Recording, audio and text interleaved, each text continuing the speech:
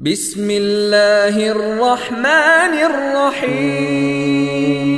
إن الذين آمنوا والذين هادوا والنصارى والصابئين من آمن بالله واليوم الآخر وعمل صالحا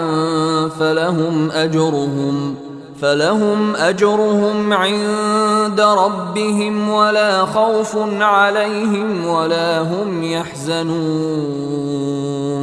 وإذ أخذنا ميثاقكم ورفعنا فوقكم الطور خذوا ما آتيناكم بقوة واذكروا ما فيه لعلكم تتقون ثم توليتم من بعد ذلك فلولا فضل الله عليكم ورحمته لكنتم من الخاسرين ولقد علمتم الذين اعتدوا منكم في السبت فقلنا لهم كونوا قردة خاسئين فجعلناها نكالا لما بين يديها وما خلفها وموعظة للمتقين وإذ قال موسى لقومه إن الله يأمركم أن تذبحوا بقرة قالوا أتتخذنا هزوا قال أعوذ بالله أن أكون من الجاهلين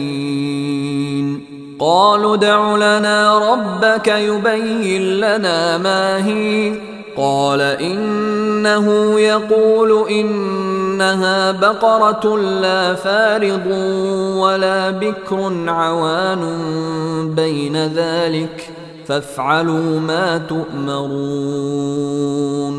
قالوا ادع لنا ربك يبين لنا ما لونها قال إنه يقول إنها بقرة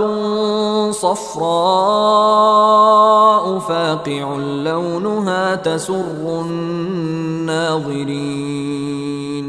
قالوا ادع لنا ربك يبين لنا ما هي إن البقرة شابه علينا وإنا